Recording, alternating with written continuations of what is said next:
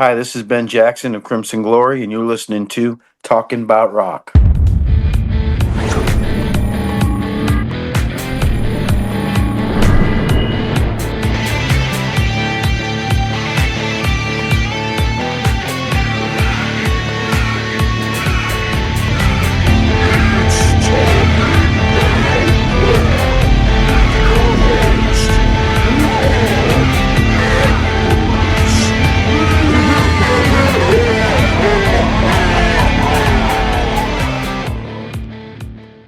All right, today we have for you an American heavy metal band that formed in 1983 in Sarasota, Florida, Crimson Glory. They rose to international fame in the mid-'80s and were considered one of the pioneers of American progressive metal, alongside bands like Queensrÿche, Dream Theater, Fate's Warning, and Watchtower.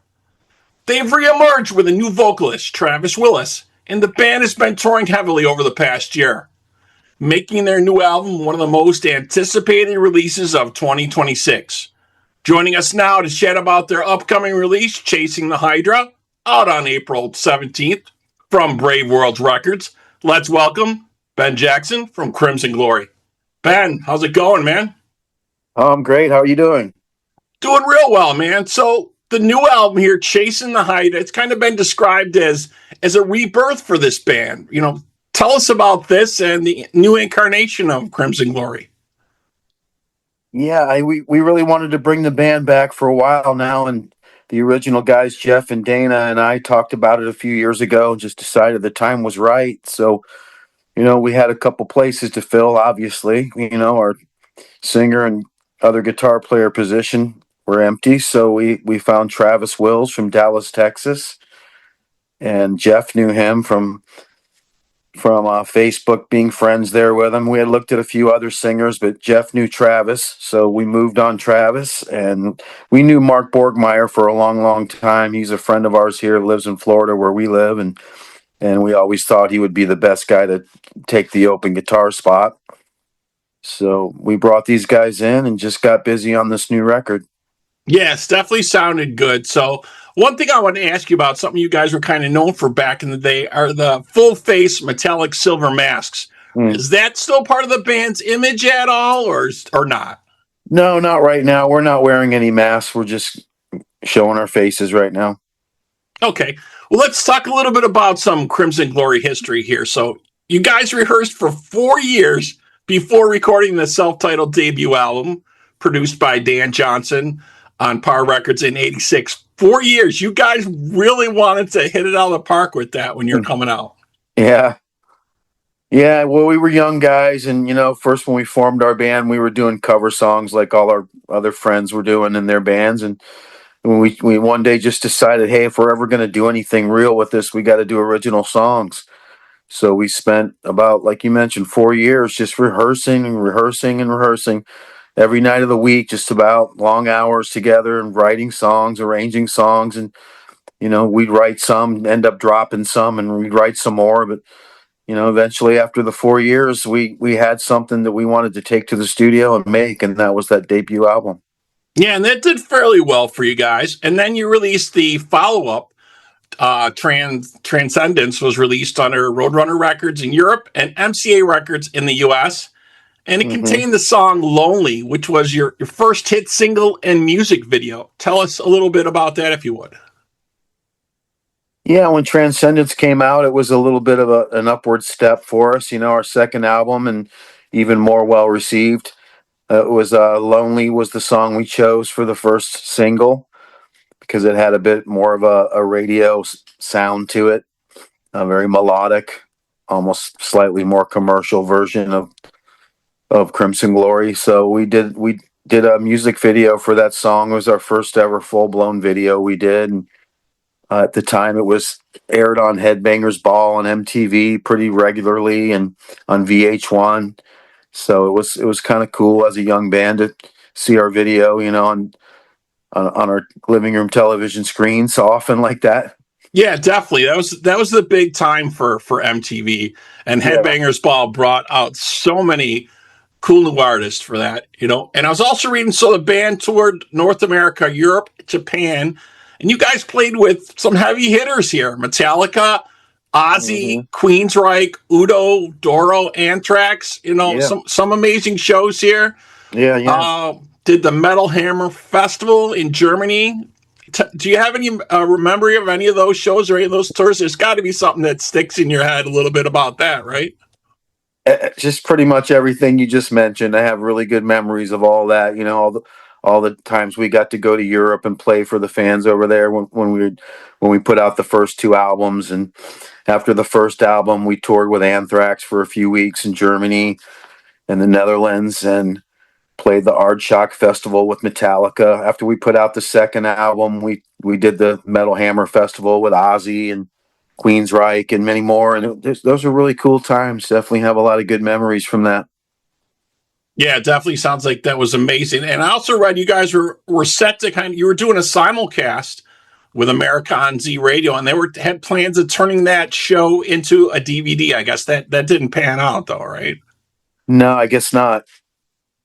So after that tour, what I've read here, the tour ended, and you and Dana, you left the group and you formed the band Paris, I believe, and released an album, Envision, in '95. Correct? Correct. Yes. Yeah.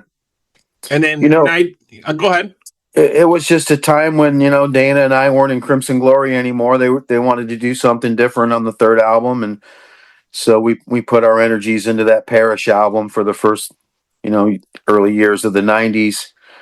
Came out with that album in '95, and it was kind of a one-off band album project for us, because the singer dropped out of the band shortly after. He wanted to go back to school and back to his studies, and but the record was pretty strong. We recorded it at Morris Sound Recording, where we did the first two Crimson Glory albums, and it's got a lot of good reviews. People still hold it up pretty high. They always tell me they really enjoy it. Yeah, and so in '99, you reformed Crimson Glory with new vocalist Wade Black for the fourth album, Astronomica, I guess it was called then. Yeah, the guys Jeff and John were actually wanting to bring the band back, and they talked to Midnight at first, and I guess they could sort of realize that maybe he wasn't up to it at that time, so they found Wade Black, brought him in, and shortly after they called me and said, "Hey, we're working on a new record. We'd like to have you back to the band. We want to get it back into a two-guitar attack sort of band again." And I said, "Yeah, I'd be interested in coming back." Yeah, and then I was also reading in 2006, you reunited the original lineup of Crimson Glory, but it looks like Midnight had some issues here with the police was arrested and charged, and that prompted you to bring Wade Black back to rejoin the band at that point, right? Right. Yeah, we had a brief little reunion with Midnight around that 2006. I think we went and played that year. We played the Rockaway Festival in Greece, and I won't go all into that, but Midnight really didn't have the best performance that day. And just we could see he was still struggling with some personal things, and then we ended up moving back towards working with Wade for a couple more years after that, between 2006 and 2008.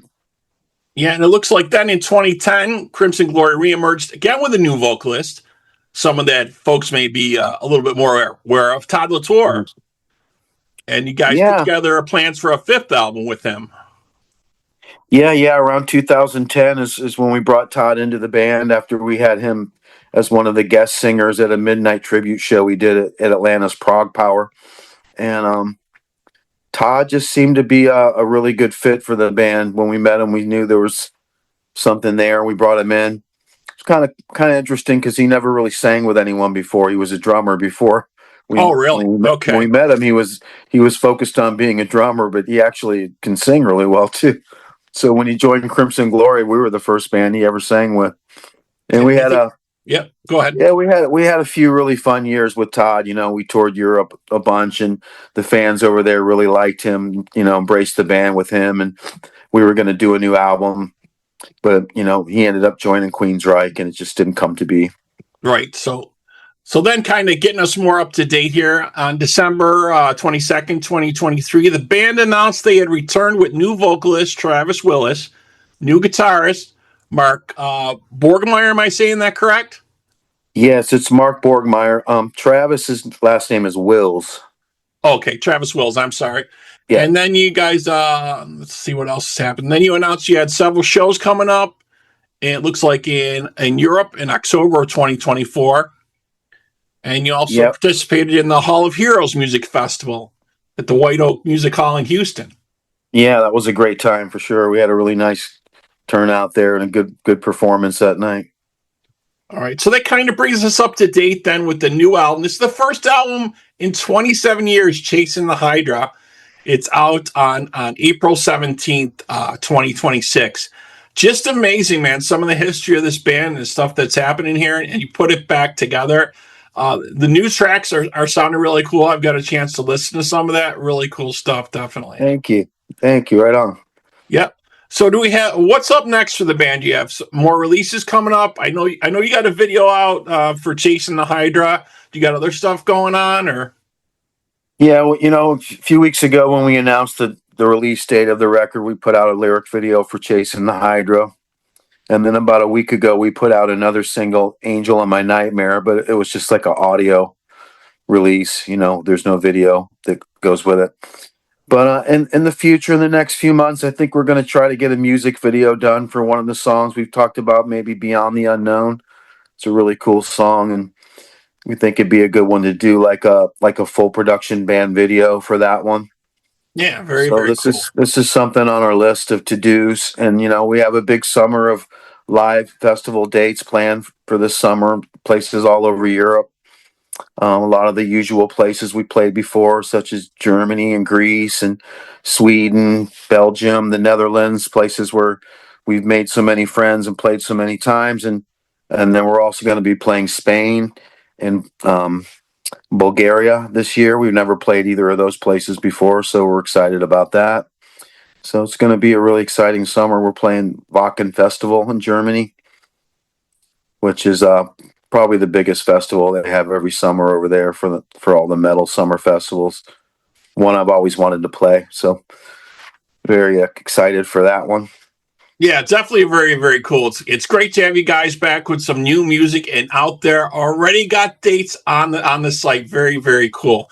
Yeah. All right, man. So if you folks out there want to check out the dates, you can go to the official crimsonglory.com website. You can check all those out. And the new album, Chasing the Hydra, is out April 17th from BraveWords Records. All right. Well, thank you, Ben Jackson, so much for being with us today. Really appreciate it, man.